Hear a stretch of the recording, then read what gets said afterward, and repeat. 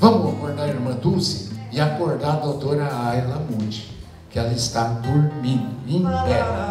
Todo mundo cantando, vamos lá. Vamos acordar a doutora Ayla. Vamos, gente. Estão tudo morto? Mais alto. Hoje o Arthurzinho não veio. Nós que temos que cantar. Hoje a nossa casa está em festa.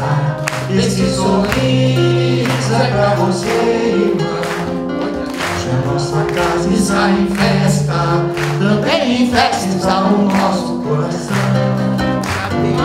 Hoje a nossa casa está em festa, porque você está aqui. Seja bem-vindo, sejam bem-vindos. Também queremos ver você sorrir. Seja bem-vindo, sejam bem-vindos. Também queremos ver você sorrir.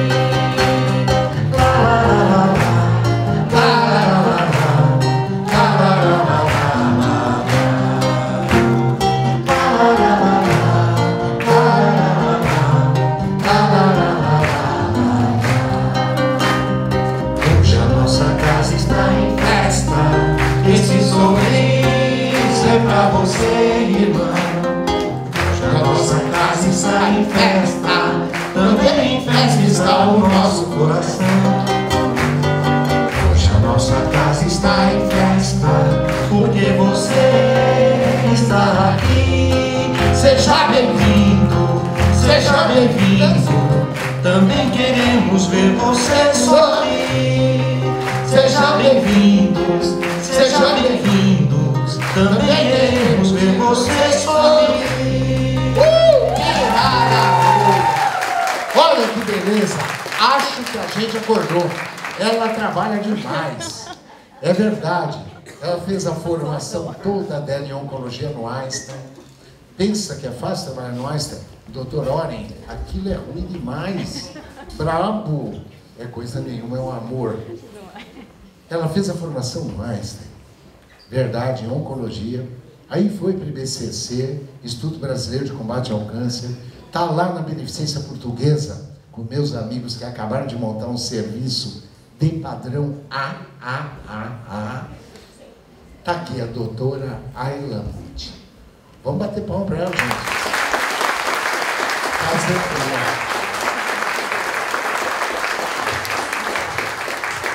Bom, depois disso eu já acordei, viu? Tava todo mundo com uma energia muito boa. Bom, vou aproveitar então o Outubro Rosa, né? A gente falar um pouquinho sobre o câncer de mama, tá? Queria agradecer ao convite, fico muito feliz em estar aqui, uma gratidão enorme, a energia é muito boa. Obrigada pelo convite, viu? Bom, como eu vou fazer uma introdução para explicar como é que começou o Outubro Rosa, essa conscientização do câncer de mama, tá? Então, em 1977, uma paciente chamada Susan, aos 33 anos, foi diagnosticada com câncer de mama. E imagine em 1977 o que a gente sabia sobre oncologia. A oncologia, ela é uma especialidade, se comparada com as outras especialidades e com a medicina, relativamente nova. Né? Então, em 1977, pouco se sabia do que a gente sabe hoje, comparado com hoje, sobre o câncer, né? Então, não tínhamos também muitos medicamentos, por exemplo, para evitar efeitos colaterais de quimioterapia. Em 1977, também, nessa época, não se falava tanto de câncer, não podia se falar, sobre essa doença. Falava, morreu dessa doença, tem aquela doença, que não poderia nem se falar. Tinha todo um estigma no diagnóstico, né? Então, Susan, aos 33 anos, sentiu tudo isso e ela teve essa sensação de uma necessidade de compartilhar com as outras pessoas e poder ajudar pessoas que também estavam na mesma situação dela. Então, ela pediu para a irmã, né, ela viveu por 3 anos depois do diagnóstico da doença e pediu para a irmã que pudesse ajudar as outras pessoas que também tivessem o diagnóstico que ela teve. Essa daqui é a Susan e essa é a irmã dela, a Nancy, que ela foi a criadora de uma fundação com um nome que levava o nome de Susan, né? Então, Susan G. Komen Breast Cancer Foundation. Isso foi criado em 1982. A Nancy, irmã de Susan, também teve um diagnóstico de câncer de mama, depois de alguns anos, mas ela está viva até hoje. E a primeira corrida que foi feita, é uma corrida para a cura, em 1983 em Dallas. Para quê? Para justamente propagar essa campanha do câncer de mama e da fundação da Susan Komen. E em outubro de 86, foi um outro movimento, Breast Cancer Awareness Month, que foi também um movimento de conscientização do câncer de mama, em 1986, e foi no mês de outubro. Então, já se falava de câncer de mama, já queria se propagar essa conscientização, e foi em outubro, então outubro ficou um mês de conscientização do câncer de mama por conta desses eventos. E a fita rosa, né, que é o símbolo do câncer de mama hoje e do outubro, ela foi distribuída em uma dessas corridas para a cura, que eram feitas anualmente, e então ela se tornou símbolo, né, do câncer de mama. Bom, em 2008 já tínhamos 25 anos dessa corrida. Em 2014, 150 eventos pelo mundo todo, então essa corrida ela foi difundida para todo mundo. E qual que era o objetivo da corrida, da fundação, de tudo? É isso que eu falei anteriormente. Aumentar a consciência sobre o câncer de mama e arrecadar fundos também. Fundos para pesquisa, fundos para ajudar outras pacientes, né? Nos Estados Unidos, eles têm essa cultura de doação. Eles doam muito para essas pesquisas, né? E as pesquisas, às vezes, dependem mesmo dessas fundações. São bilhões de dólares arrecadados para isso. E também informação e apoio para pacientes com câncer de mama.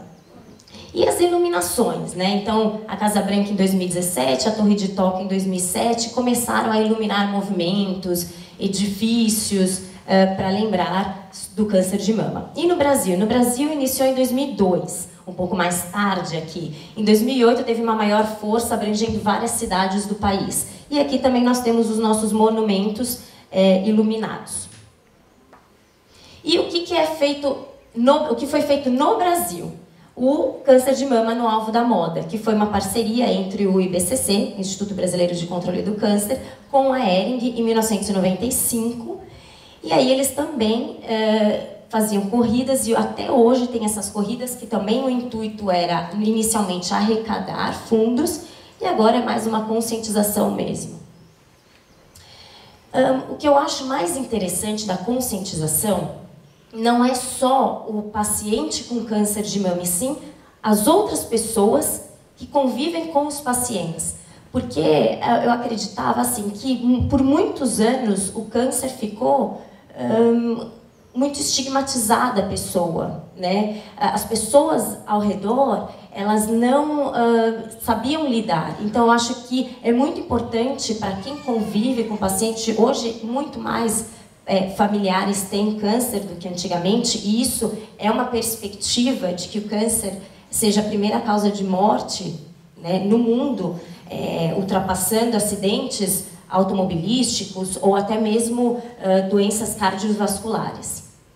Então, é muito importante a gente ter essa conscientização e todo mundo pensar no câncer e nas pessoas que estão... Eu vejo pacientes, às vezes, muito desconfortáveis em ficar sem a prótese capilar, sem o chapéu, não poder se expressar, porque às vezes as pessoas ficam olhando e tem todo ainda um preconceito. Bom, definição de oncologia. Oncologia é o estudo dos tumores. O câncer é um tumor maligno e ele é muito... As pessoas antigamente se assemelhavam a um caranguejo, por isso que a foto do caranguejo se assemelha, é chamado de câncer, né? Primeiro que o câncer do latim significa caranguejo, e ele adere a qualquer parte, agarra-se de modo obstinado como um caranguejo. Se a gente for ver essa foto, um caranguejo e uma célula maligna, ele tem um centro endurecido com umas garras que são as pinças, tá? Então, por isso o nome câncer. E uma breve história, o câncer ele está na medicina já há muitos anos. né? Então aqui a gente tem descrições de Hipócrates, da Escola de Medicina, que definiu uma doença como um tumor duro, que reaparecia após ele ser ressecado. Depois, no século XVIII, já se identificou casos de metástases das doenças. Em 1860, então, as primeiras cirurgias. Em 1900, foi descoberta a irradiação e viram que podia se tratar tumores malignos irradiando. E o período da Primeira e Segunda Guerra, o advento da quimioterapia. Como é que forma? Eu vou ser um pouco mais científica aqui. Como é que forma uma doença maligna, um tumor, uma célula tumoral? São várias mutações no DNA. Tá? Por algum motivo, nós temos alguns carcinógenos conhecidos, que são algumas substâncias, às vezes vírus, enfim, que mutam os genes. Tem uma alteração do DNA. E são várias mutações. A nossa célula, ela é perfeita no sentido de... Tem uma mutação na célula, ela tem vários mecanismos de reparo dessa célula. Então, a gente tem o nosso sistema imunológico, a gente tem a morte programada da célula e ela se desfaz. Então, a gente tem mecanismos que reparam essa célula.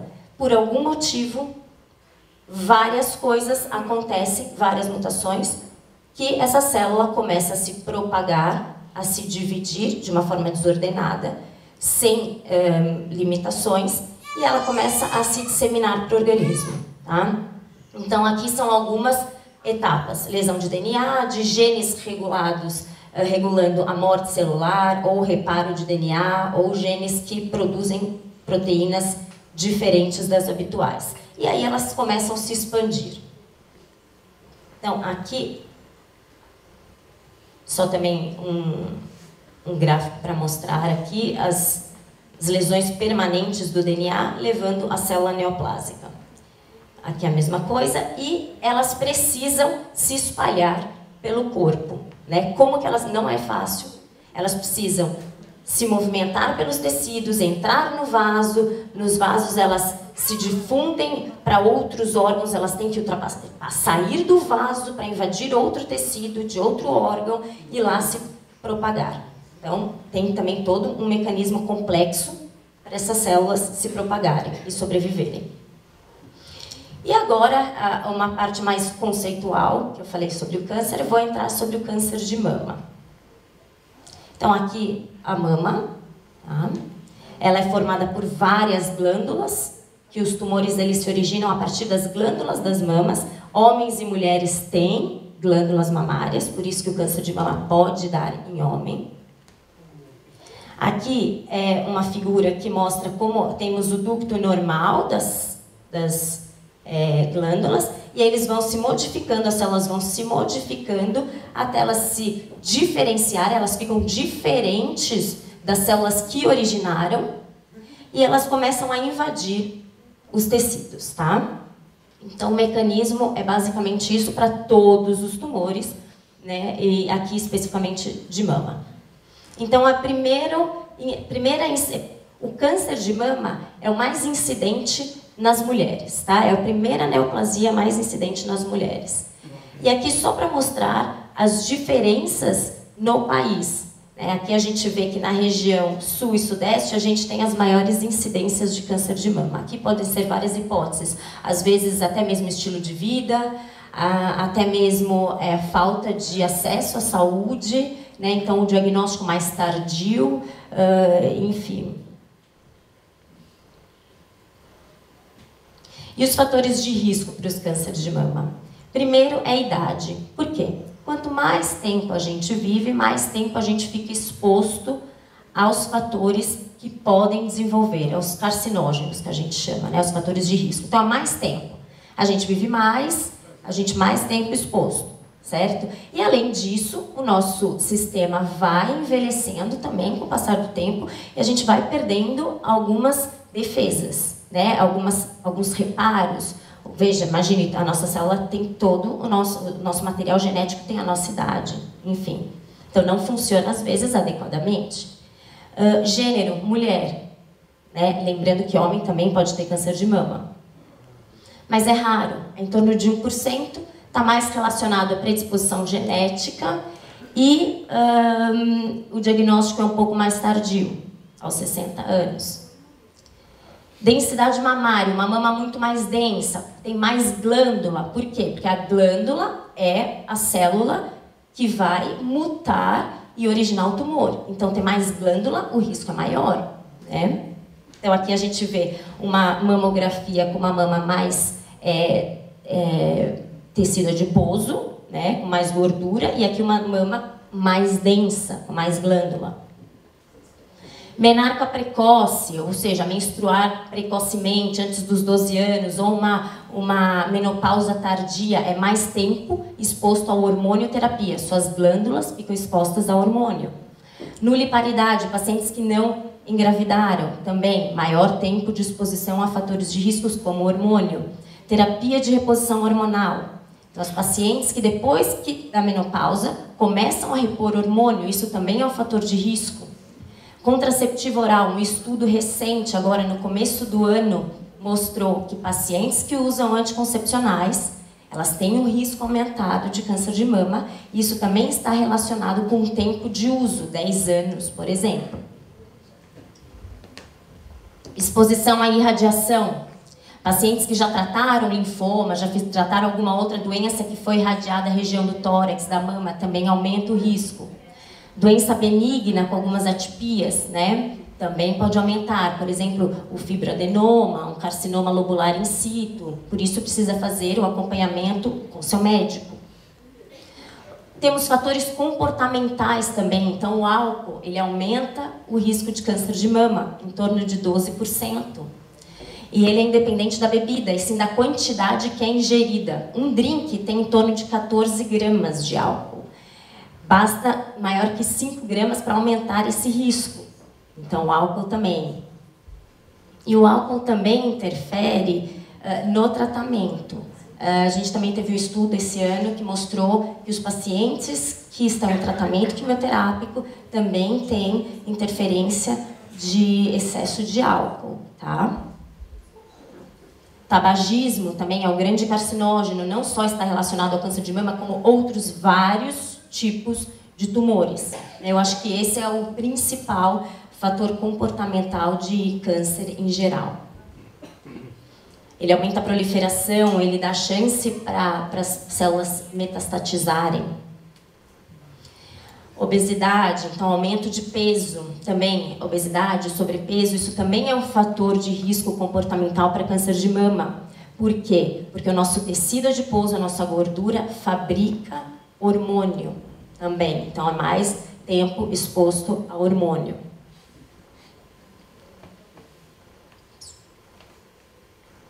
E a história pessoal de câncer de mama também. Mulheres que já tiveram câncer de mama podem ter um risco maior do que pacientes que nunca tiveram.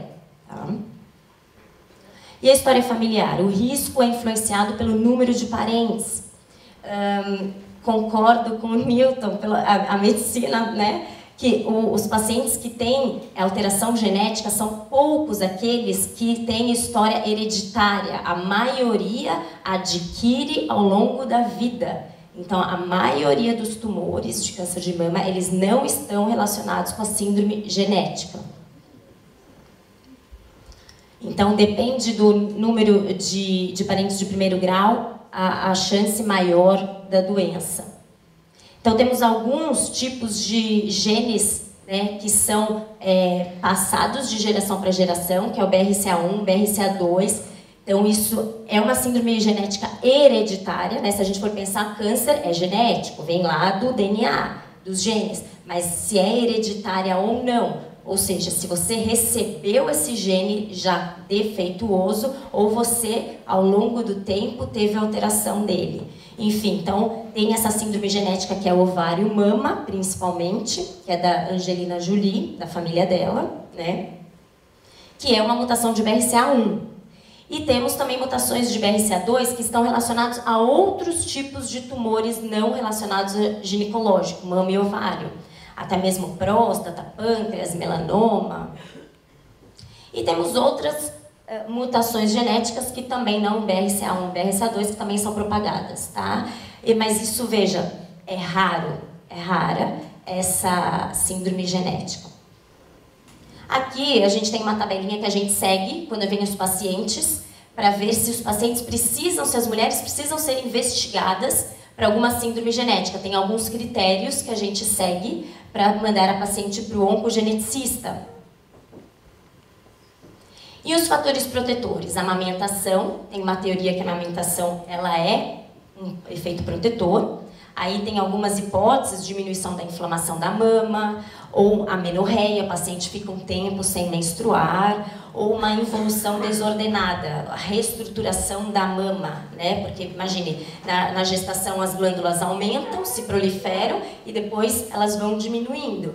Então, nesse momento, a amamentação aqui, ela é um fator protetor.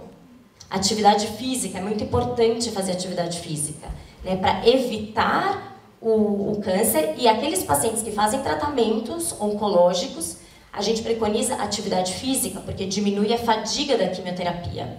Tá? E o rastreamento? Bom, muito se fala sobre o toque, fazer o autoexame. O autoexame, você só vai diagnosticar um câncer de mama quando o tumor já está grande. Então, o autoexame, ele não é o melhor rastreamento. Ele não é usado para rastrear. Tá? O autoexame, ele tem mais um apelo das pessoas se autoconhecerem. As pessoas prestarem atenção no seu organismo, as pessoas prestarem atenção em si. Esse autoexame é mais com esse intuito. Porque o autoexame, o paciente quando palpa um nódulo, ele já está mais avançado. A ideia é diagnóstico precoce. Diagnóstico precoce é por mamografia, tá bom? Porque aqui a gente vê nesse gráfico, esse exame é pré-mamográfico, o tumor tem menos de 1 milímetro. Então, quando você vai rastrear, é para até 1 centímetro. Acima de 1 centímetro que ele é palpável. Então, aqui que a gente tem que fazer o rastreamento, nesse intervalo. E qual que é a preconização para o rastreamento? Aqui a gente usa mais o que a sociedade americana preconiza. Então, de 40 a 42 anos, a gente deve discutir com o paciente. Tem algumas vertentes que a partir dos 40 já se faz mamografia anual. A sociedade americana, ela esse ano colocou que 40 a 44 você discute com a paciente. Não é categórico. Dos 45 aos 54 anualmente. Por quê? Porque o benefício é maior que o risco. O risco do quê? De fazer muitos exames diagnósticos, por exemplo, invasivos, como a biópsia, sem a necessidade. Ou expor o paciente a mais irradiações, sem a necessidade. Então, o benefício é maior que o risco nessa faixa etária, porque a incidência é maior. A partir dos 55 anos, eles falam bianual ou manter o segmento anual, dependendo da paciente e da expectativa de vida também. Mas teve um estudo que mostrou que a partir dos 40 teve uma redução do câncer de morte em 40%. Então isso é discutível, não há um consenso em relação aos 40 anos, mas a partir dos 45, sim, deve ser feito. E o Ministério da Saúde, Brasil, o que no Brasil se preconiza, mas não é o que a gente usa no nosso consultório particular. De 50 a 69 anos a cada 2 anos. Né? Acho que 2 anos aqui para essa faixa etária de 50 a 60 anos é um tempo muito longo, porque tem tumores de intervalos também. Bom, o ultrassom de mama não é o melhor exame para rastreamento, porém ele pode ser utilizado naquelas pacientes que têm uma mama mais densa, pacientes mais jovens, tá? Às vezes a gente usa muito o ultrassom com a mamografia para um complementar o outro, porque tem tumores que a gente vê melhor no ultrassom, outros na mamografia e eles se complementam. Ressonância da mama. Ressonância da mama também não é um exame que a gente pede de rotina. São pacientes específicas, pacientes que a gente tem dúvida na mamografia, nos demais exames. A doença multicêntrica, então tem vários nódulos na mesma glândula, na mesma mama. Naquelas pacientes com câncer de mama hereditário, a gente começa o rastreamento muito mais precoce. Aos 25 anos, e às vezes a gente intercala a mamografia, ultrassom com a ressonância, tá? Então aqui, para mostrar uma mamografia normal, ver que essa mama não é tão densa assim, porque tem mais tecido adiposo até, um cisto benigno, e aqui a gente já vê uma massa espiculada, toda desorganizada, que é o câncer, né? Ou a gente vê microcalcificações, uns pontinhos brancos na mamografia, também isso é diagnóstico. Então aqui um exemplo. Aqui, a gente vê aqui a seta, que a gente vê um tecido que ele está todo espiculado, diferente. Aqui também. Até no exame de imagem lembra o caranguejo, né? O centro endurecido e tem as garras aqui. E o diagnóstico? Depois que você fez o rastreamento com os seus exames de imagem, principalmente mamografia, como é que a gente faz o diagnóstico? Nós temos aqui, eu vou dar um exemplo da punção por agulha fina, não é um exame diagnóstico, porque quando a gente faz a punção, muitas pessoas talvez já tenham feito até punção, tira só célula, não tira o tecido todo, e às vezes a gente pode não ter uma representatividade do tumor, tá? Então não é um exame para ser feito para diagnosticar câncer de mama.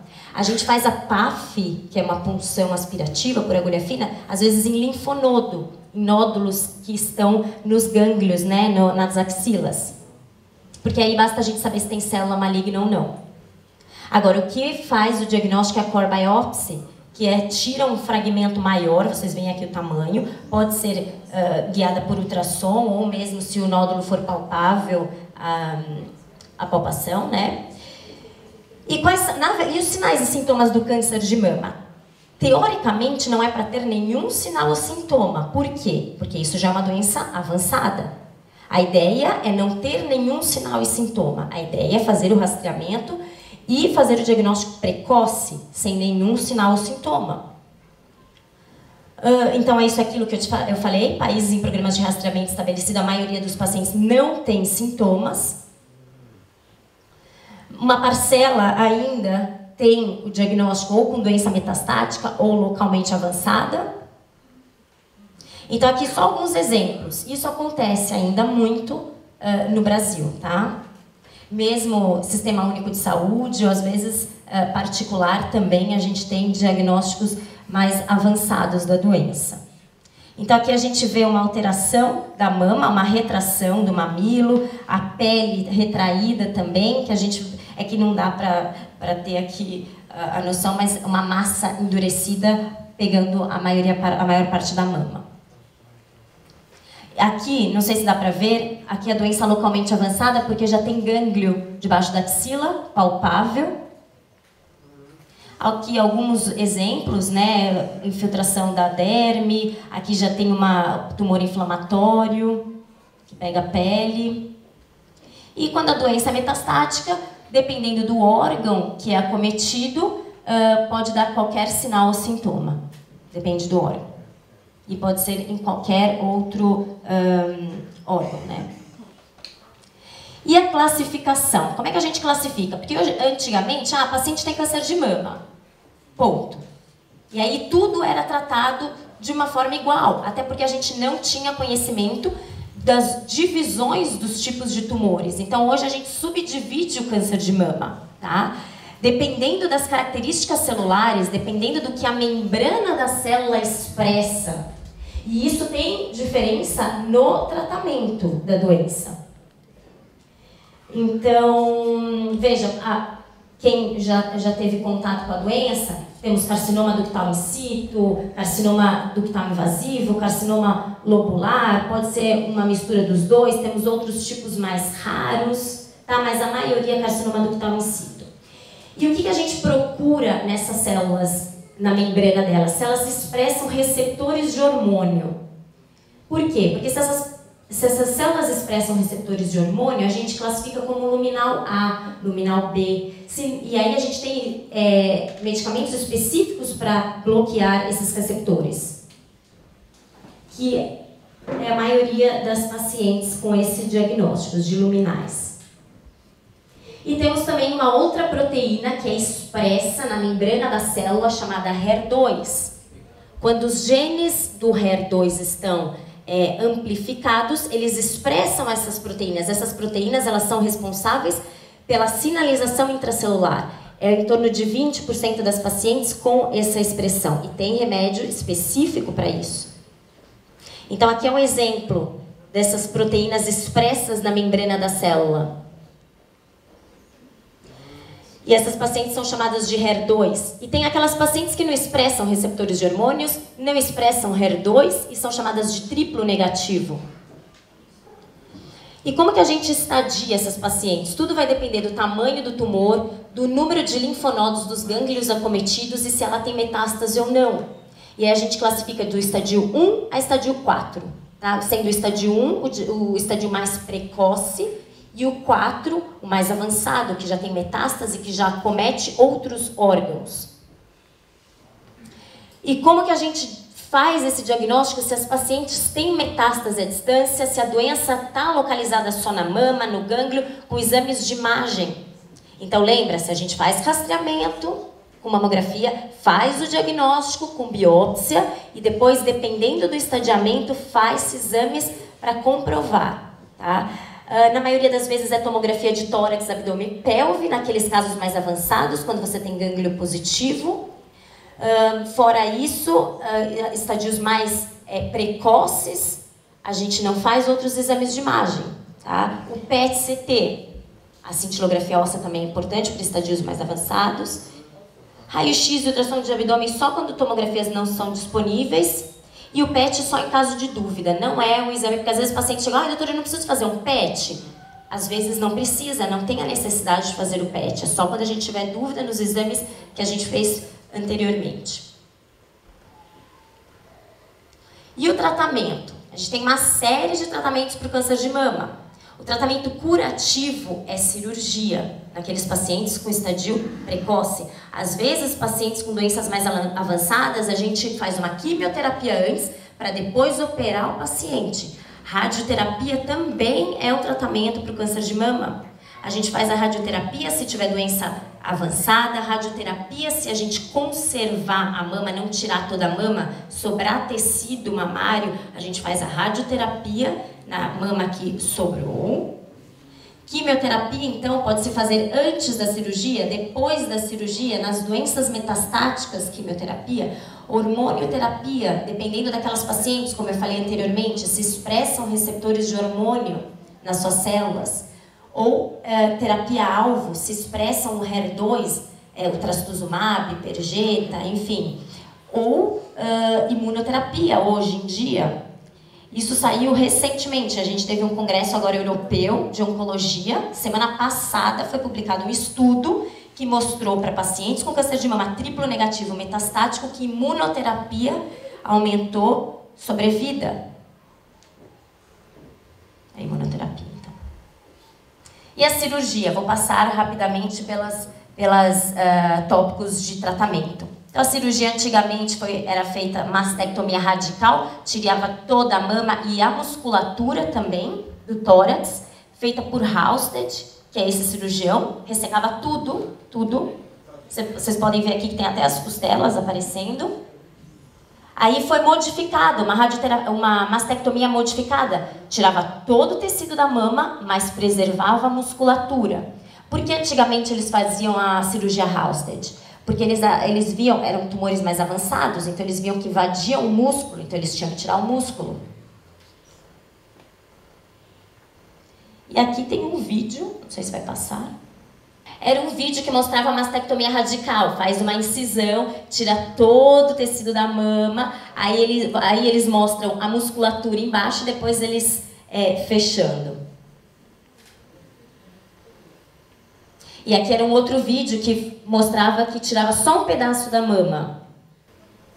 E aqui o linfonodo sentinela. Então, se injeta um contraste na mama, o primeiro linfonodo, o primeiro gânglio que contrasta é investigado para ver se a doença chegou nesse gânglio. Radioterapia, então, para essas pacientes também que conservaram mama ou que tinham uma doença localmente avançada. Hoje com técnicas muito mais modernas do que antigamente, com menos efeitos colaterais, poupando tecidos adjacentes. E aqui um monte de opção de hormonioterapia, né? Então temos para para pacientes pré-menopausadas, para pacientes pós-menopausadas, algumas hormônios que são usados num cenário mais avançado, metastático. Aqui a terapia-alvo, aquela que bloqueia o HER2, né? E tem toda a sua... Paciente que progrediu a esse, pode fazer esse, enfim, tem uma variedade, muito mais opções. Imagine o tratamento de câncer de mama em 1977 e hoje, em 2018, é um avanço muito grande. Se vocês pensarem que a oncologia ela tem poucos anos, para o tanto que avançou nesses poucos anos, foi muita coisa. E a quimioterapia? A quimioterapia a gente pode usar em vários cenários, como eu falei, antes de uma cirurgia, depois da cirurgia para diminuir a chance da doença voltar, para matar células micrometastáticas que eventualmente estão na corrente sanguínea ou em outros órgãos que a gente não vê por exames de imagem, então reduz a recidiva da doença.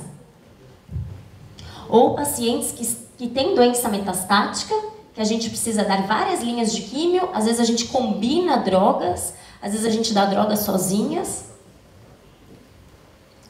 Então, como conclusão, o câncer de mama, ele é uma doença heterogênea, eu mostrei os diversos subtipos da doença, é uma doença crônica, né, principalmente naquelas pacientes metastáticas.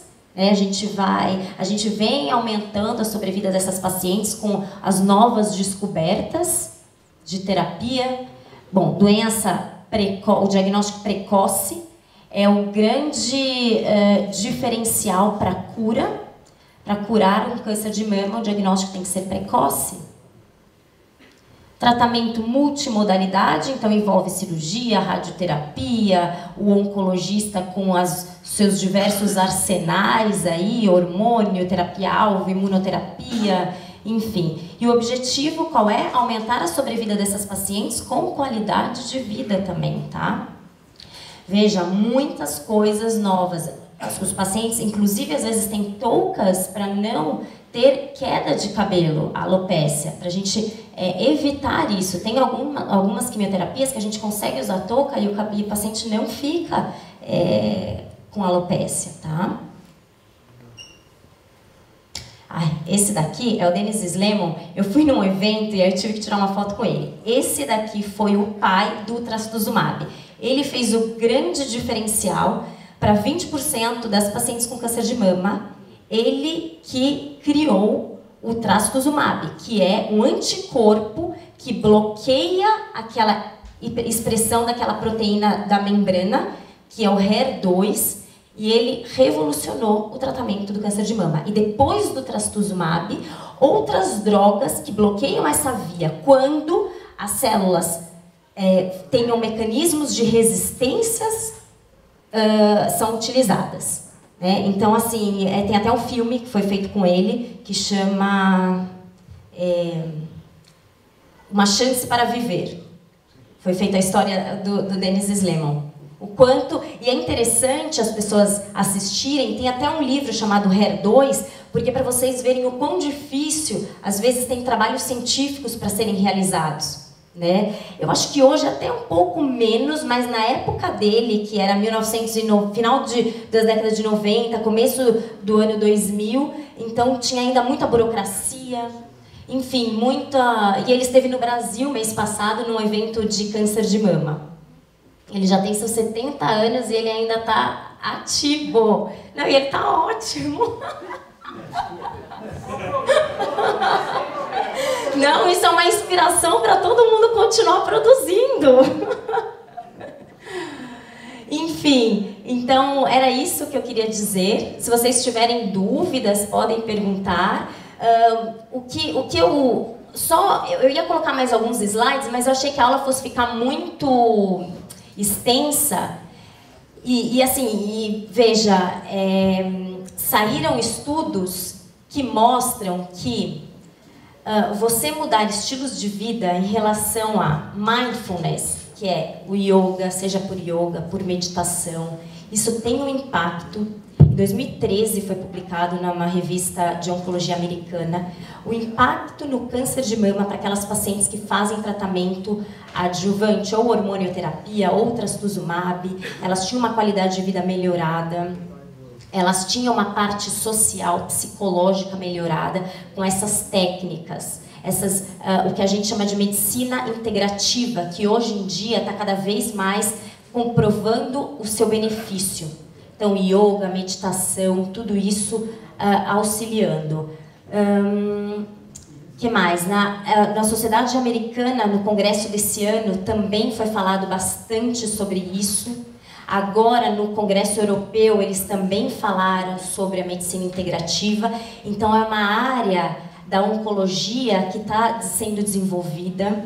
E eu ouvi a explicação do Newton aqui sobre física quântica. Eu não vou me aprofundar nesse assunto, até porque vai além da minha expertise, mas eu acredito que a espiritualidade, a meditação, o yoga, isso tem impacto sim no tratamento, tá bom? E eu agradeço a oportunidade, porque aqui eu também acredito que eu vou aprender mais ainda, e eu estou me aprofundando na física quântica. Eu acho que vai ser um casamento muito interessante entre física quântica e oncologia. Enfim, obrigada.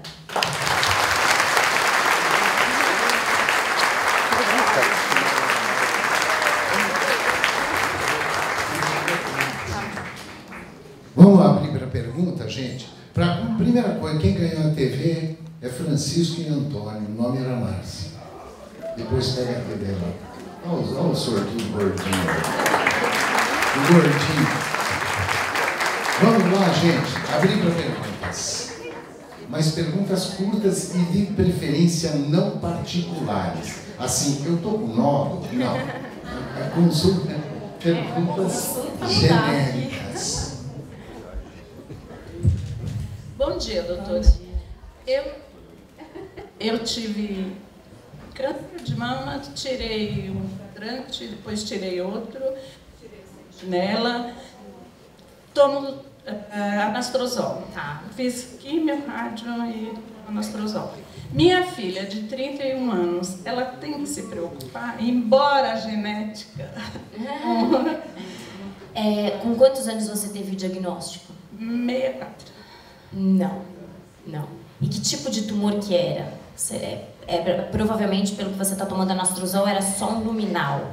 Era só expressava receptores de hormônio, né? Isso. Ele tinha ponto 3, era todo... Não. Em relação à síndrome genética hereditária, não. Não. Tá? Mas, claro, seria interessante aos 40 anos ela começar um rastreamento. Obrigada.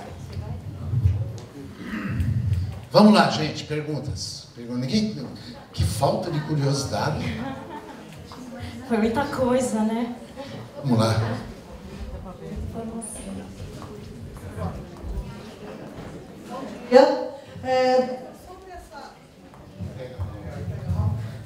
levantar melhor? Essa imunoterapia, a gente sabe que nos Estados Unidos ela já é mais desenvolvido lá, muita gente faz esse tratamento. Aqui no Brasil, que eu fui me informar sobre isso, disseram que essa imunoterapia, embora tenha tido resultado para câncer de mama com metástase óssea, que é aquela história de uma esportista lá, né, que curou completamente tudo com essa imunoterapia, aqui no Brasil, os médicos do ICESP dizem que não tem autorização da Anvisa para estar fazendo esse tratamento no câncer de mama, só em tipo esôfago, estômago, são só alguns de partes moles. Assim, a imunoterapia no Brasil, ela veio em 2015 para melanoma. A gente tem aprovação da Anvisa para vários tipos de tumores para usar a imunoterapia, tá? Já em bula da medicação, enfim, para mama é aquilo que eu falei. Foi semana passada em Munique, no Congresso Europeu, realmente, para mama, os estudos estavam vindo muito negativo. E o que acontece? Na semana passada, eles apresentaram esse estudo em uma população específica de câncer de mama. Eram aquelas pacientes triplo negativo, que não tinham receptores de hormônio, que não expressavam o HER2, elas tiveram sim benefício com a imunoterapia. Mas isso não está aprovado no Brasil, tá? Não está mesmo, para mama não está.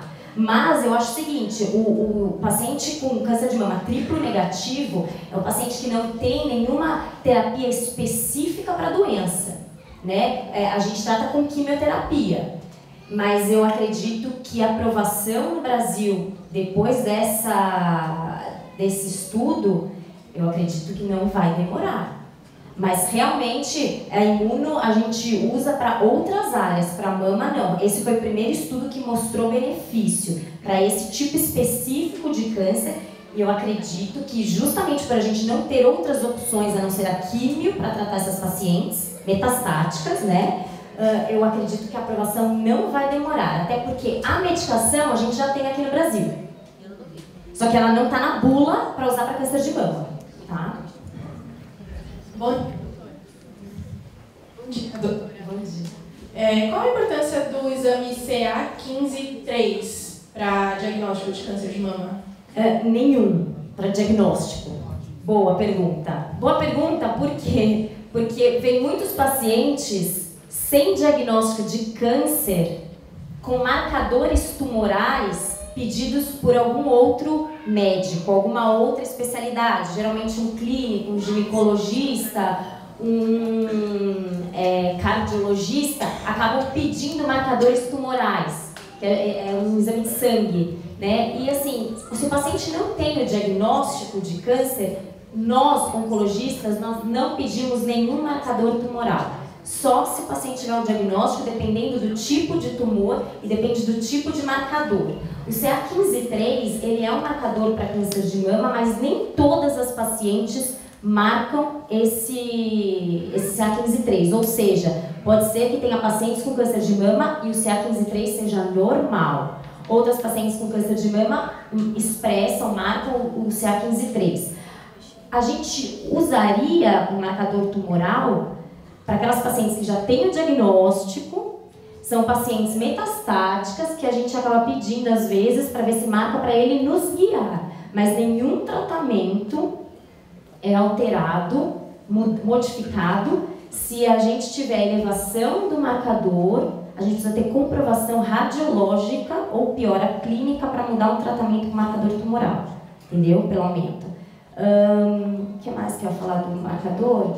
Às vezes eu recebo pacientes no consultório só com marcador elevado, a gente revira o paciente, não é o 15-3 o mais comum para que os pacientes veem no consultório, é um outro tipo de tumor, é um outro tipo de marcador. A gente revira o paciente e a gente não acha tumor nenhum e tem um marcador elevado. Aí a gente vai seguindo, porque a gente produz esses marcadores, nossas células produzem esses marcadores também. Tem um nível que é normal. Bom dia, doutora. Bom dia. Parabéns pelas explicações. Eu queria fazer uma pergunta em duas partes. Primeiro, sobre tumor cerebral, que a senhora discorresse sobre protonterapia em substituição à radioterapia, como é que está a evolução. E também se imunoterapia é recomendado para casos de tumor cerebral. Então, depende do tipo de tumor cerebral. Se você diz que o tumor cerebral ele é primário do cérebro, que a gente tem algumas entidades aí, de alguns diagnósticos de tipos tumorais que nascem no cérebro. A maioria dos tumores cerebrais, eles são metástases de outros tumores primários pelo organismo. Mas quando o tumor ele nasce no cérebro, ele se origina das células nervosas, a prototerapia, eu não sou radioterapeuta, tá? Eu sou oncologista clínica, eu não vou falar muito além da minha área, mas para alguns tipos de tumores a gente usa terapia com prótons, tá? A maioria é usado radioterapia, mas tem alguns tumores específicos que eles usam prótons. Às vezes também pacientes que reirradiam, eles alteram a irradiação com prótons. Tem alguns, por exemplo, cordoma é um que a gente usa com próton, né? Isso vai, a gente geralmente encaminha os pacientes para os radioterapeutas e eles discutem o tipo de radioterapia para ser feita. A imunoterapia, No Brasil, a gente ainda não tem liberação de imunoterapia para sistema nervoso central, doença primária. Eu acho que aí você quer dizer que é o glioblastoma, talvez? É o glioblastoma, né? Às vezes a gente usa a imunoterapia, mas é totalmente off-label, não é o que tem em bula imunoterapia para esses pacientes, tá? Tem ainda estudos em andamento com imunoterapia, alguns com positividade para glioblastoma. Mas não está em bula brasileira, aí fica difícil para a gente prescrever isso. Bom dia, doutora. Eu tenho uma dúvida, porque assim, eu gostaria de saber por que em alguns casos, tem alguns pacientes que os médicos dizem que o câncer foi curado e um tempo depois ele volta. Eu queria saber, é a químio ou a rádio que não é feita, sei lá, adequadamente, é o organismo do paciente, o que pode acontecer para esse câncer com o tempo voltar? Então, eu vou dar um exemplo de câncer de mama. Pacientes com câncer de mama, receptores de hormônio positivo, que são os luminais, às vezes esses pacientes recidivam, a doença aparece depois de 10, 15 anos. Isso a gente já sabe que isso pode acontecer. Tem alguns tumores que podem aparecer depois de muitos anos. Às vezes podem ser novos primários, novos tumores, entendeu? Então a gente pode ter duas coisas aí. Podem ser tumores que aparecem depois de um tempo, ou pode ser um novo primário, um novo tumor que se desenvolveu. Isso vai depender depois na análise da patologia, da imunohistoquímica, para ver se tem as mesmas características desses tumores. Por exemplo, o câncer de mama, os luminais, eles tendem a recidivar mais tardiamente, às vezes depois de 10, 15 anos, como eu falei. Veja, a cura do câncer,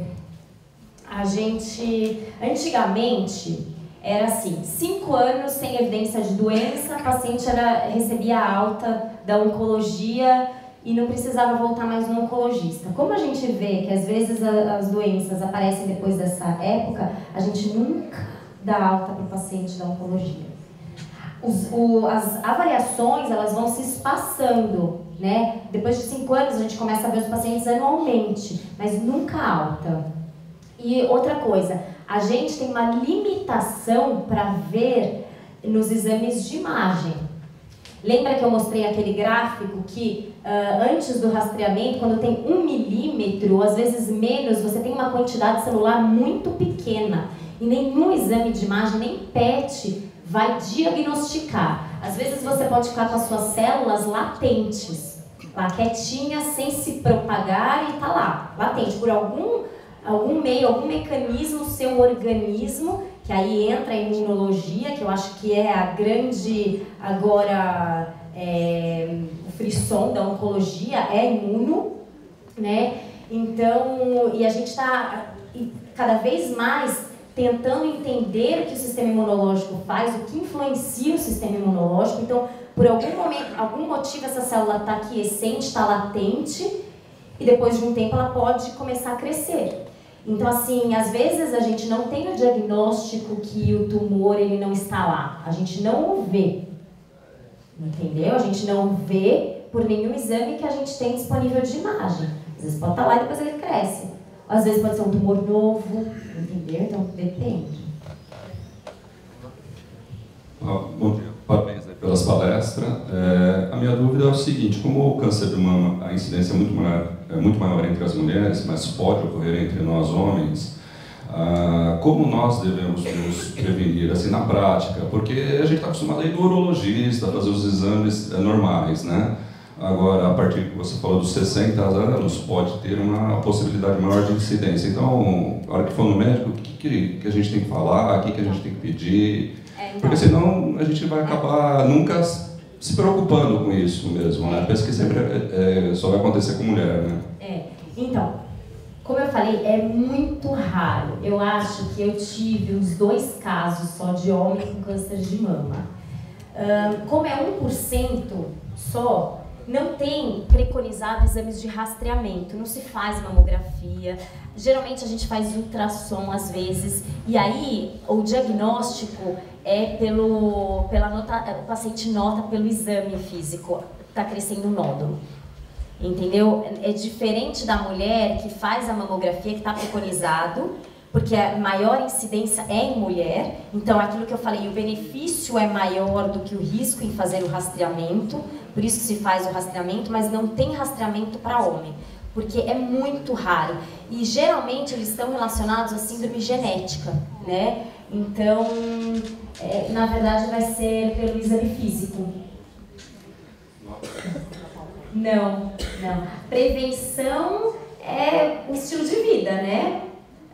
Porque é para qualquer tipo de câncer também, né? Mas o homem, diferente da mulher, ele não tem essa exposição aos hormônios sexuais femininos, que são os grandes responsáveis aí. Mas ele está mais relacionado à síndrome genética e é muito raro, porque a gente não tem um rastreamento definido para homem. Minha mãe faleceu de câncer de mama. A probabilidade de eu ter é pequena, é grande. Quantos anos ela tinha quando ela fez o diagnóstico? Minha mãe faleceu com 86, 14 anos atrás, 70, 72. Não parece ser nenhuma síndrome genética hereditária, né? Na verdade, os fatores de risco, eles estão mais relacionados à própria pessoa. Não significa que você teve um parente com câncer, que você vai ter um risco aumentado se você não tem a síndrome hereditária. Sim. Entendeu? Aí seria o rastreamento normal.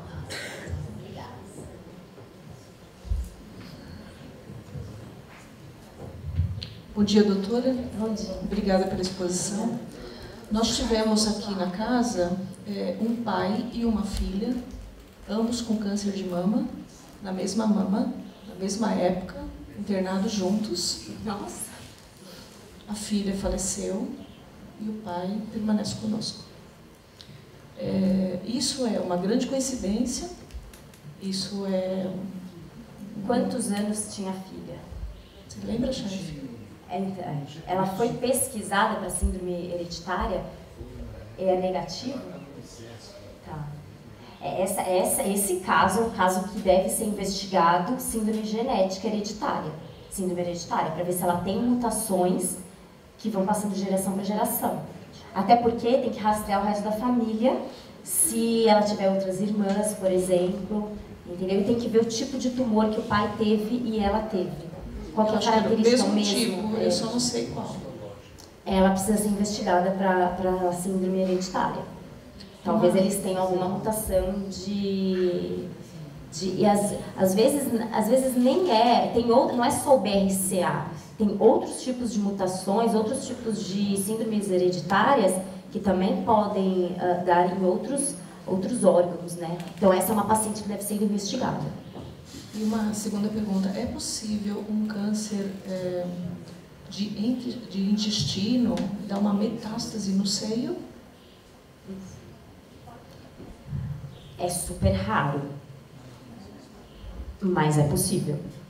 Porque a célula pode ir ela vai pela via sanguínea, pela corrente sanguínea, ela pode ir para qualquer lugar. É raro. Aí você tem que fazer a biópsia para checar se é o mesmo tumor. Doutora, meu nome é Fabiana. Como que você explica na visibilidade de cunho mais espiritual, emocional, se existe algum aspecto de ligação da doença com o emocional?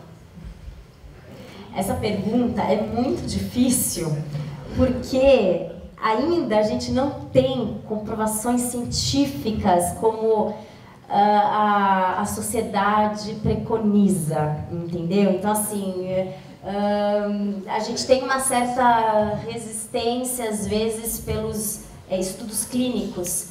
A gente lida muito com evidência científica, comprovações.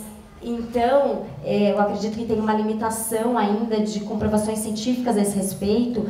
E o que eu for falar vai ser uma impressão minha, não da sociedade, nem da oncologia em si, nem de médicos. Enfim, seria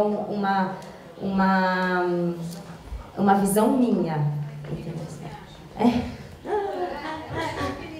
Deixa a mãe dela perguntar. Não, eu como mãe te pergunto, qual é a sua opinião? Sua.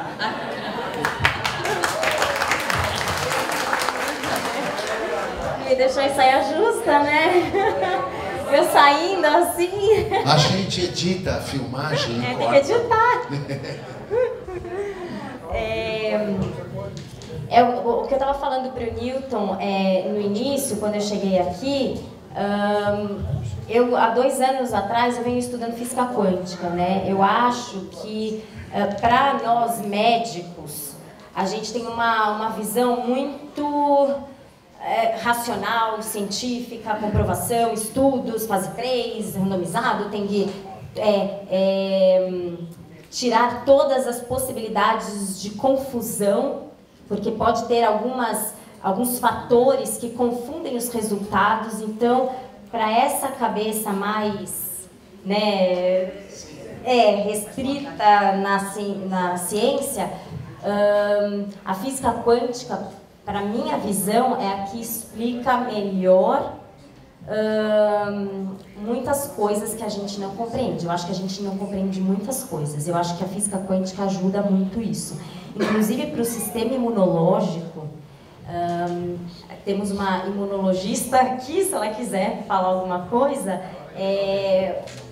As células de defesa da gente, elas mudam de acordo com, vou dizer, o humor, no sentido de depressão, tristeza, isso altera o organismo, né? Então, aí pode estar a ligação, entendeu?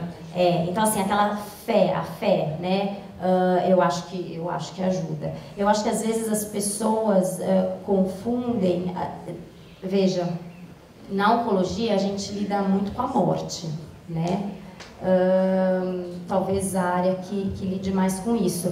E a gente vê que pacientes que são mais espiritualizados, eles têm uma evolução da doença, enfim, do final de vida mais confortável. Essa é a minha impressão, mais confortável, né?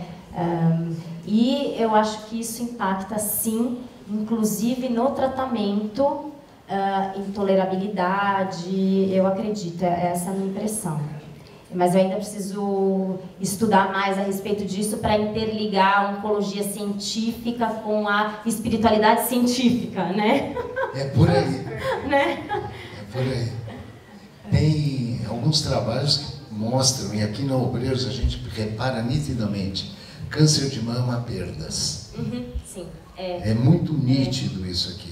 A gente faz uma pequena entrevista com todo mundo e normalmente há perdas assim que levam a grande mágoa. Separações, divórcio, perda de um filho. Essa é a impressão também. São pessoas que têm mágoa, né? Uma coisa muito... Não só mama, mas mama e tireoide também. Tireoide também. Sabe, engolir muito sapo, você não fala o que pensa.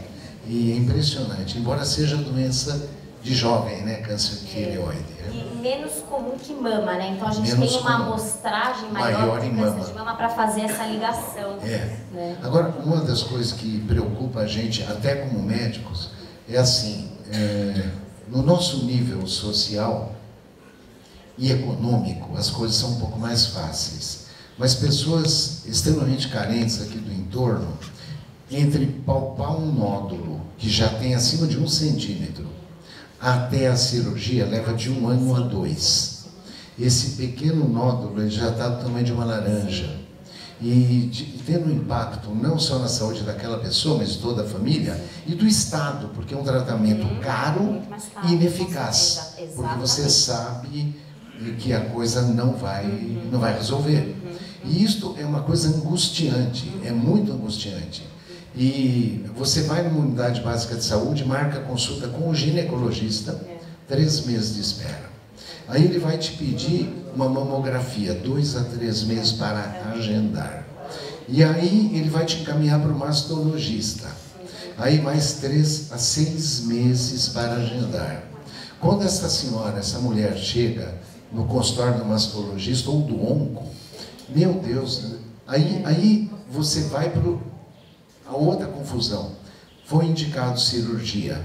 Aí entra onde vai operar. Então é de 1 a 2 anos. Isto é norma, é rotina isso. E é muito mais barato mesmo fazer um diagnóstico precoce. Faz a cirurgia muitas vezes Não tem nenhum outro tratamento, a não ser hormônio, por exemplo, não precisa fazer químio, enfim. E é uma cirurgia que fica 2 dias no hospital, vai embora para casa, entre aspas, curada, tá? E isso é angustiante, é muito angustiante. A gente que trabalha com população carente, todos os nossos tarefeiros são obrigados a fazer trabalhos assistenciais, e a gente depara com mães falando assim, olha, eu estou aguardando consulta há 1 ano, há 6 meses. Como é que pode? Agora, Sil, eu queria também que você falasse uma coisa. Tem uma coisa do paciente com câncer, você falou de cura. A cura do paciente oncológico nunca está na cabeça, ele continua com câncer. Isso é uma coisa complicadíssima. Eu trabalho como voluntário em hospital de câncer infantil. Mesmo depois de 10, 12 anos, a cabeça do paciente oncológico não cura. Ele continua vivendo um dia após o outro, ele continua preocupado com a sua patologia. Não é verdade? É verdade. Não, tem pacientes que não dormem até chegar na consulta, pacientes que chegam chorando na consulta. Eu falei, mas o que aconteceu? Eu nem abri seu exame ainda, nem dei a minha impressão. Você não pode estar chorando. Né? Não falei nada ainda. Mas que realmente vivem aquilo, é verdade. É uma bola de neve. É verdade. Nós temos um amigo aqui na casa que teve leucemia com 7 anos, ele está com 38. Ele continua fazendo exames periódicos, mensais, bimensais, porque ele não acredita que ele está em remissão, que ele está bem. E a cabeça do paciente oncológico, uma vez diagnosticado, constatado, teve ou tem um câncer, fica martelando, martelando. E a gente tem que tomar cuidado, porque senão a gente entra num quadro de ruminação mental. Só pensa no câncer, no câncer, no câncer. O meu câncer é propriedade, você nunca mais larga ele, né? Não é verdade? É isso mesmo. Eu vou incorporar isso para também ajudar meus pacientes dessa forma, desse lado mais espiritual. Eu já fui operada. Tirou. Aí depois de 8 anos eu fiz um exame, deu que eu estava com um câncer no fígado e outro no pulmão. Pequenininho. Bem pequenininho. Aí procurei essa casa aqui, vim aqui, mas cheguei aqui até chorando, né? Aí comecei aqui direto, sem faltar. Comecei a fazer todos os meus exames. Você acredita que meus exames não davam mais nada. Os médicos não acreditavam. Eles me judiaram até nos exames. Passei cada exame. Até no hospital samaritano eu fui parar. Da Santa Casa. De tantos exames que eu fiz. Olha, e o último, o hospital me deu a alta. Aqui depois de muito tempo que foi me dar alta. E de hoje, graças a Deus, eu acho que não cresceu mais aqueles carocinhos, sabe? Que bom. Não aumentou. Amém. Bonitinho, né? É fé. Fé cura. Fé cura. Eu estava comentando com a Ayla, a Universidade Duke, nos Estados Unidos, tem um departamento chefiado pelo Dr. Harold Koenig, que é um espetáculo de homem, um cientista desses. E ele fala que a fé, a religiosidade e a espiritualidade aumenta, dependendo do quadro clínico, dependendo, óbvio, do tipo de câncer, em 4 a 10 vezes mais a cura. Fé, religiosidade e espiritualidade, né? Não é? Potencializa o tratamento, hein? Mas isso não é para largar o tratamento médico. Potencializa o tratamento. Tem que continuar tratando. O tratamento extra-médico, ele é complementar. Só complementar. A gente fala muito nisso aqui no Obreiros. Não é verdade, gente? Aqui nunca ninguém foi, larga seu médico, só reze. Reza que você vai ver na tua missa de 7º dia. Não é? Vai rezando. É verdade. A oração, ela é importantíssima. Existem trabalhos mostrando e provando não só a fé, mas a oração, a água fluidificada. A própria água fluidificada, tem trabalhos do professor Emoto mostrando os cristais de água congelado como mudam com um bom pensamento sobre aquilo. Imagina que 70%, 80% do corpo, do organismo é água, você pode ajudar na cura. Ajudem a doutora Ayla a te curar. Não é? Ajudar. Mas é um trabalho conjunto, né, Newton? É um trabalho conjunto. Claro. Trabalho conjunto. Então, gente. Obrigada. Quer dar uma encerrada geral? O que você acha? Eu agradeço muito, acho que foi muito produtivo hoje, eu aprendi bastante também e eu espero continuar compreendendo a física quântica e realmente usar isso a favor dos meus pacientes, complementando o tratamento. Acho que quando minha mãe perguntou o que você acha, essa é a minha impressão atual, que as duas coisas elas podem e devem estar unidas. E o paciente, junto com o médico, tem que decidir os dois juntos, né? Então, cada um faz a sua parte. E eu acho que esse status mental assim, do paciente espiritual, eu acho que contribui muito. Essa realmente, de verdade, é a minha impressão. Enfim, aí eu espero poder aprender mais para poder usar com os meus pacientes. Que maravilha!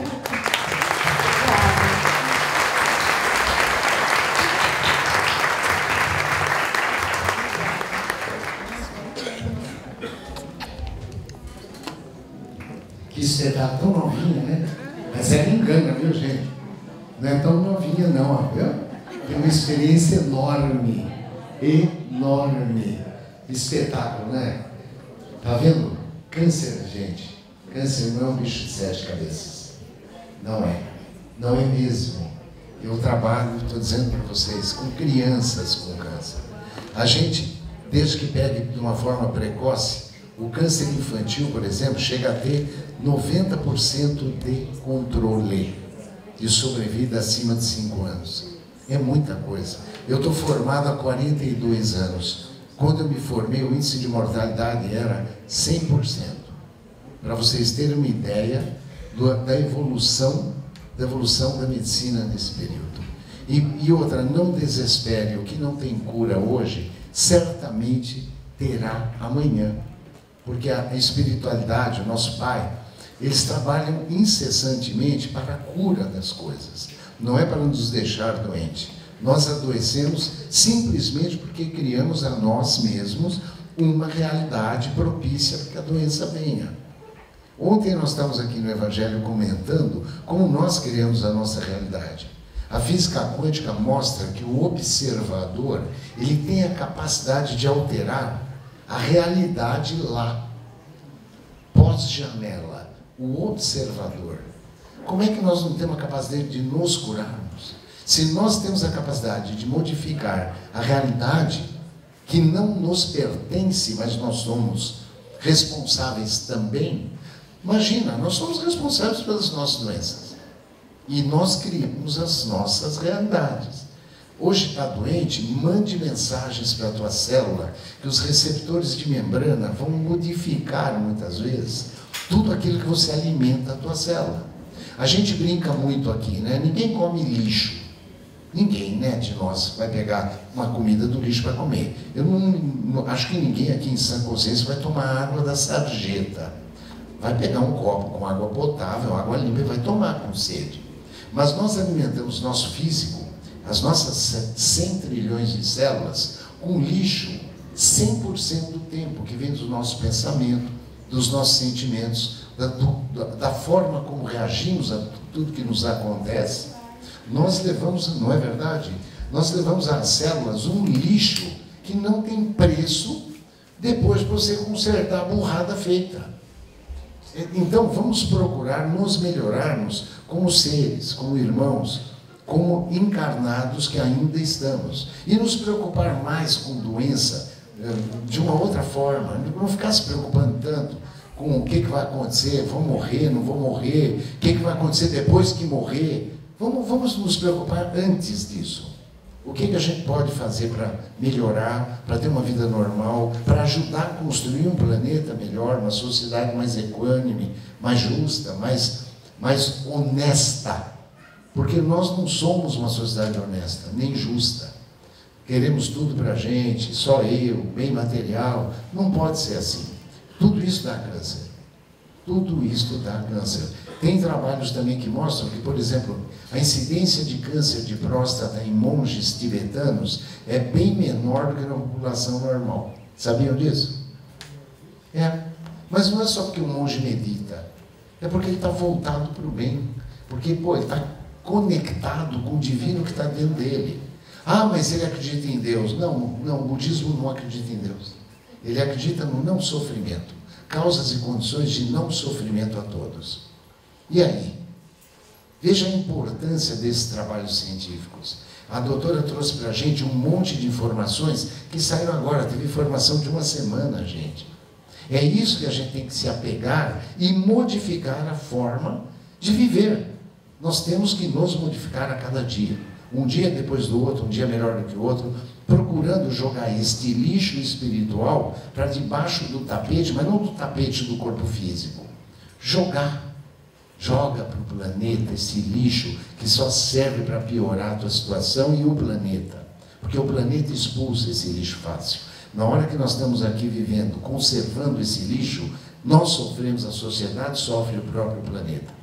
Nós temos sim uma grande, mas uma enorme responsabilidade diante de tudo que nos acontece. E lembre-se, tudo depende da gente. A doença apareceu porque nós fomos culpados. Não barganhe com Deus. Não se revolte contra Deus. Ao contrário, gratidão pela doença, porque ela é o grande trampolim para a cura do espírito. A doença é o grande peteleco que nos impulsiona para frente. É o gatilho da cura. Não tem outra forma de encará-la. É o despertador. Se a gente não desperta com a dor, nós não acordamos. Eu sempre digo aqui, ninguém evolui comendo camarão, tomando caipirinha. Ninguém. Você evolui, é verdade. Você evolui no leito de hospital. Você evolui com um ente querido na cama. Não existe lugar mais santo do que um leito de UTI. Porque o leito de UTI que nos acolhe, o que acolhe alguém querido, é o que nos ensina e o que nos leva à conexão com o divino que tem dentro de cada um. O respeito à vida, você só tem quando começa a perdê-la. É isso. O respeito à vida, a gente só tem quando começa a perdê-la. Quando não está mais dando, aí a gente começa a respeitar. Aí a gente pendura o saco de mágoa no cabide, para de carregar a cruz dos outros, para de botar penduricalho na cruz. A cruz de cada um aqui é leve, por pior que seja, é leve. Mas o que a gente bota de penduricalho na porcaria da cruz, só penduricalho. Quer ver? Vou trocar de carro. Teu carro tá bom, tá, mas ele tem 3 anos. Troca o carro, penduricalho. Não tem dinheiro para comprar, porque vai trocar de carro. Vou comprar outro apartamento, casa de campo, casa na praia. Vou ajudar meu filho, tudo penduricalho na tua cruz. Se você carregar a tua cruz de boa, você vai ver que ela é tranquilinha para aquilo que você precisa. Tranquila, tranquila, tranquila. E se houver uma dificuldade que você não consiga superar ou transpassar, deite a cruz que você vai ver que ela cabe certinho em cima do obstáculo para que você o supere. Mas a gente não, além de não deixar ela sem os penduricalhos, a gente quer carregar a cruz de todo mundo. Não há coluna nem joelho que suporte o peso de mais de uma cruz. Eu sei que aqui ninguém tem dor de coluna e joelho. É uma das maiores queixas que a gente tem no Obreiros. A hora que você entende e aprende que a cruz dos outros não se carrega, que aquilo não te pertence, você passa a ter uma leveza que você não conhecia. Viva a tua vida com responsabilidade, com você. Tá? Existem algumas coisas que a gente aprende quando é pequeno que não tem que viver dessa forma. Não é para viver assim. Nós temos que viver para a nossa evolução, para a nossa felicidade. Se der para estar de bem, de boa com todo mundo, que bom. Se não der, siga feliz. Você está aqui encarnado para ser feliz. Não adianta nada você carregar a cruz de 10, 15 pessoas que dependem de você e você se estrumicar. Vai ter câncer, sim. Vai ter câncer. E se bobear, todos nós vamos ter câncer, porque quanto maior a longevidade, maior a falta de multiplicação fisiológica das células. Estou certo, ela? Não é? Depois dos 80 anos, não procure muito que você vai achar. Só que tem uma coisa boa, você não vai morrer do câncer, porque as células estão se multiplicando em ritmo de tartaruga lenta. Então, para você morrer de câncer, você vai levar uns 30 anos. Antes disso, vem Alzheimer, você não vai lembrar do que tem. Então, fica de boa. Mas aproveita a vida. Aproveita, não espera a doença te despertar dor. Acorde sem ela e viva sem ela. Nós somos partículas divinas que temos que ser conservadas como tal, partículas divinas. Todos nós, por pior que sejamos, somos partículas divinas. Por pior. Agora vamos esperar um tempinho, quem sabe, mas do Big Bang para cá foram 14 bilhões de anos. Quem sabe daqui a uns 1 bilhão de anos, mais ou menos, todos nós estaremos sentados na Santa Ceia ao lado do Mestre. Porque não vai ser rápido, não. Antes disso, algumas passagens pelo umbral que nós vamos criando pelas existências, não é? Muitos aqui farão pós-doc com o diabo no inferno, a gente aprender a ser um pouco melhor, mas é só assim que a gente evolui. Agora, uma coisa é certa, cada um de nós depende do outro. A evolução é conjunta porque estamos presos na mesma rede cósmica universal de energia, como diz Amit Goswami. Estamos presos uns nos outros. Não adianta a Ayla se matar de salvar vidas e a gente sair daqui destruindo vidas. O planeta não está em equilíbrio. Nós temos sim que ajudá-la a sarar, a curar as pessoas, salvar vidas. Como? Cada um fazendo sua parte. Se eu não tenho conhecimento suficiente para trabalhar no hospital oncológico como ela, eu posso muito bem tratar do morador de rua e ajudar ele a tratar a micose do pé dele. Porque a micose do pé dele pode também matá-lo. Pode dar uma infecção séria, ele tem uma gangrena, amputa a perna, embolia pulmonar e morre. Quando Deus quer nos levar, Ele não precisa dar nenhum câncer. Me leva, a hora que Ele quiser. Venceu a data de validade, foi. Tchau e benção. Não é? Não é assim? Não tem desculpa, não precisa de nada disso. Mas cada um é responsável por tudo aquilo que acontece e o que acontece para todos, porque nós estamos muito, muito presos a esta rede universal de energia. Vamos cultivar bons pensamentos, ter bons sentimentos e ter um controle das emoções da melhor forma possível, porque isso é saúde. Como diria a doutora Marlene Nobre, que foi presidente da Associação Internacional Espírita, uma grande médica, ela dizia, definia saúde como a perfeita harmonia da alma. Olha que definição linda. A perfeita harmonia da alma. E é isso. A alma em paz não tem preço.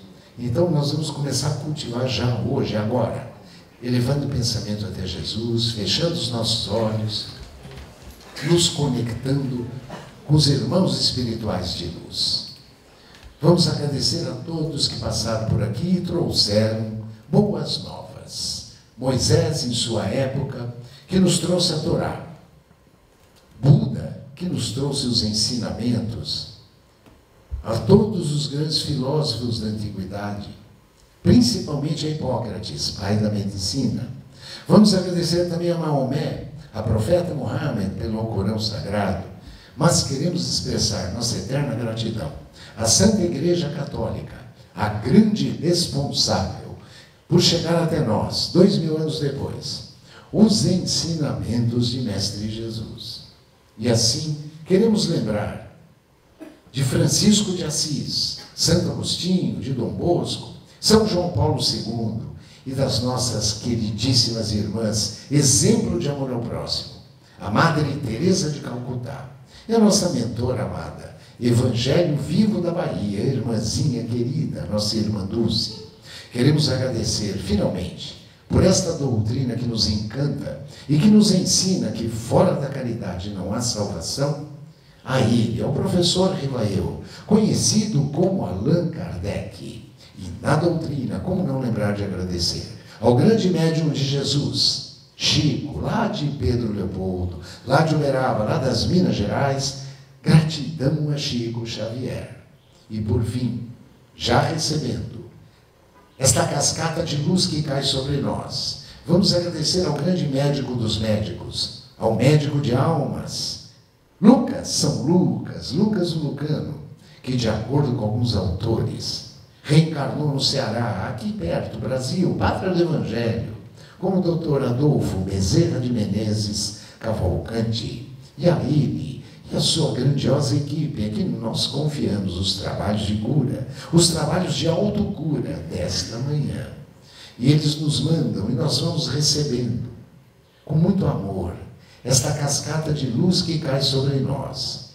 Muita luz, hoje especialmente, uma luz rosa, uma luz de amor, de compaixão e misericórdia, que aos poucos vai sendo reabsorvida pelo chakra coronário no alto de nossas cabeças e que vai limpando a nossa tela mental contra todos os maus pensamentos. Esta luz, equilibrando o chakra frontal, higienizando o laríngeo contra as maledicências, nos humanizando no chakra cardíaco, luz que equilibra o gástrico esplênico e que completa de ectoplasma de cura, de energia, energia de amor, o básico genésico, e luz que de uma vez só acende os 88 mil chakras menores de nosso psicossoma. Agora sim, somos luzes. Nós somos luzes. Vamos sentindo esta energia de cura, de autocura, caminhando tranquilamente, por artérias, veias, linfáticos, tomando conta do corpo físico, num banquete de energia. Receptores de membrana celular, trabalhando e trabalhando. Organelas citoplasmáticas organizadas como uma grande indústria.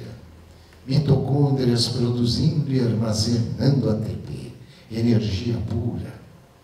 É o núcleo celular se dividindo de uma forma fisiológica, rítmica, harmônica, evitando assim o crescimento de nódulos, cistos, de tumores, de câncer, de metástases. Nós podemos nos curar, nós podemos curar uns aos outros, pois o Mestre foi claro, muito claro, e nos disse: vós podeis fazer tudo o que faço, e muito mais.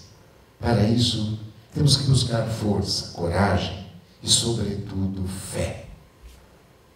E assim vamos agradecer a Ele, todos juntos, de uma só voz, através do hino de amor que Ele nos ensinou e que certamente um dia irá unir toda a humanidade num só coro de Pai nosso que estais nos céus, santificado seja o vosso nome, venha a nós o vosso reino, seja feita a vossa vontade, assim na terra como no céu. O pão nosso de cada dia nos dai hoje, perdoai as nossas ofensas, assim como nós perdoamos a quem nos tem ofendido, e não nos deixeis cair em tentação, mas livrai-nos do mal. Graças a Deus, que nosso Mestre nos ilumine